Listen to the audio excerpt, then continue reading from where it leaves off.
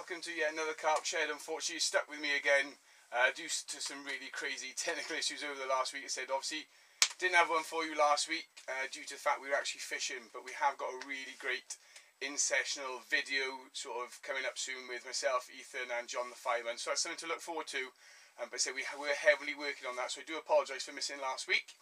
But this week now we're back in track, and we're going through something that we sort of have covered before with myself, but something different again. And what we're going to go through is rehydration of air-dried boilies. So I said, we spoke about these boys before plenty of times, the old S2Ts, the Innovates, my bait of choice, and I mean it's becoming really, really popular through our followers as well, and getting loads of catch reports from people catching well on them, which is good news for ourselves and obviously guys at Innovate. But what we're going to talk about now is how to sort of air dry, which we have gone through, so I'll do that very quickly, but most importantly the rehydration period. So basically what you've got there, bags for air drying, come in all shapes and sizes. This is one that my missus bought me for Christmas, and basically all they are is a mesh bag. You can use your landing net, you can use a pair of old fishnet stockings from your missus or whatever. I've seen it all done before, guys, don't believe you me. But being the tarty guy I am, you know, I'll have a bag for it. This will take up to 5 kilos of bait. Now with my air dried baits, I use them very specifically for rehydrating, to use for hook baits. Because what it allows me to do is have a bait that's really, really punchy, really pungent with flavour and smell and attraction. So when the fish, as you know, my spread bait tactics, getting the fish moving around the baits one by one, they're more likely to pick up that more attractive, more stimulating bait that's filled with a little bit more goodness, and which we'll go through a range of bits and pieces that I do use for them. But I mean, I air dry probably maybe 2 kilos through a whole year, because they're simply hook baits. Every one of those should result in a fish. So basically, get your old S2Ts or whatever bait you're using, freezer baits only, guys, yeah? They're the best baits for the fish. So you can use air dries, you can use the shelf life, but they don't do it as well. So in go your freezer boilies into a bag, like so. You can hear already,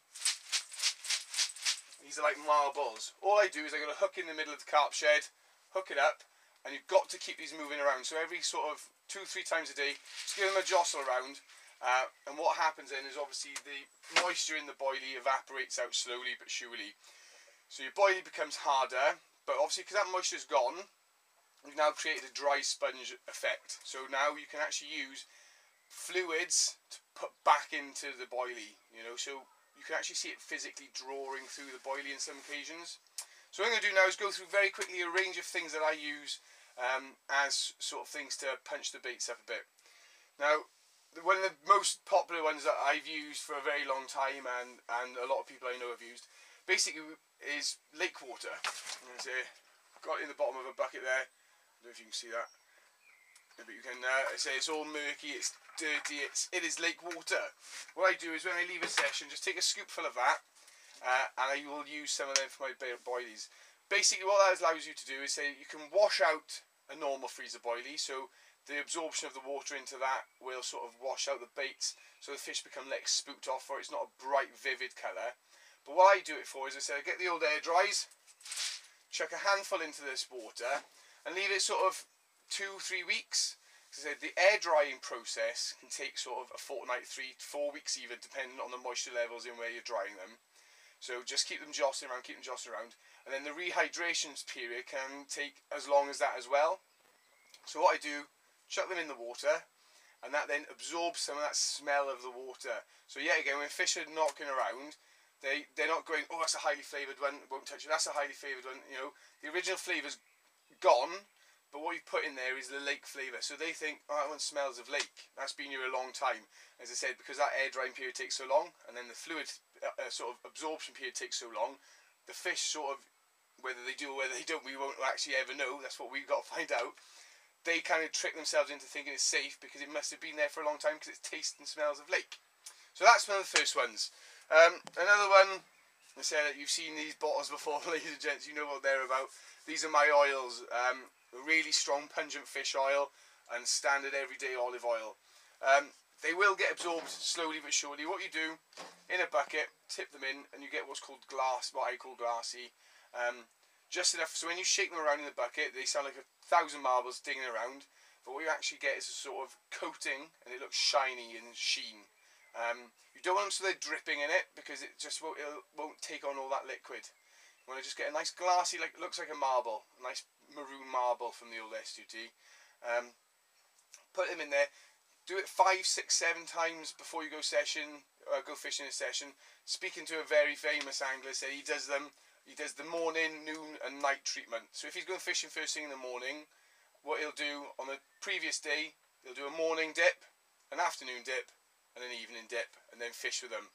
I like to sort of put a little bit more time into it and sort of maybe do over a week's period.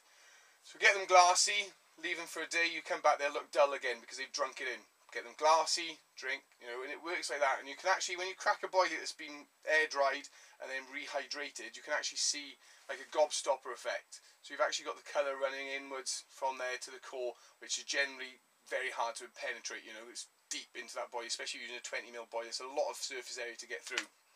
So that's the oils. Now I'm going to release 2 very special secret ingredients. I don't know whether anyone else uses them. I know one is used heavily in fishing, ground baits, etc. But it's something I do rehydrate my baits with as well. But the first one is this stuff here. Yeah, close to the camera. Yeah, again, it's another one of the health food things. You got there is coconut oil.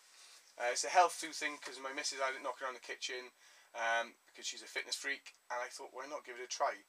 So I melt that down slowly in a slow rolling pan, and you get, you know, it smells like a very famous sort of coconut based boilie, you know, and that attraction level, because it's caught loads of fish, it must be an attractant. It's also an oil, but it's also a natural oil as well. So fish, you can put as much of it in there, fish won't get spooked off because it's a naturally occurring oil. There's literally just, there we are, organic virgin coconut oil, and that is it. That's what it says on the label, guys. So that's one of my big edges, is the coconut oil. Another one, not for all your mums and dads, bit of alcohol. Use it to really, really great effect. I say some of my bigger fish last year actually came on alcohol soaked air dried boilies. Yeah, again, the alcohol slowly permeates in, and if it goes in slowly, it comes out slowly. So that means it's a long-term baiting area. You know, these flavours will slowly leach, but because they're really high trigger flavours, like I've used really, this is one of my favourite personals, the fish oil and alcohol. Put them in a bit in each together. I generally find more oil to alcohol works better in any good drink. It would. But basically that's sort of my favourite angle with it. We know vodka has been used really heavily in a lot of sort of ground bait and pastes before. The alcohol comes from fermentation, and the fish find that ridiculously attractive, is the alcohol created by that. So change them around. White alcohols generally work very, very good, but also as well, Baileys in the winter or other liqueurs are available, work really, really well as well. I mean, that's the sort of the most ones that I will use. And I said, just to give you an idea of how long you can do them, these ones in here I've been doing for about 6 months because I'm doing an experiment with them. And as you can see, they are still hard, but they're so soft, they're so full of liquid. And I said that's something I might show you later on in the sort of carp sheds. But that's a really, really unique one that I've been creating to use with. So I mean, give them a try. It's another unique baiting approach. This bait works really well on sort of heavy fish commercials where people don't sometimes invest a lot of time in what they're doing with their baiting approaches. But I mean, loads coming up soon from obviously Angling Gazette and also from ourselves on Team Catch and Release. I just want you to stay tuned to see them all come through later. But until later, Team Catch and Release.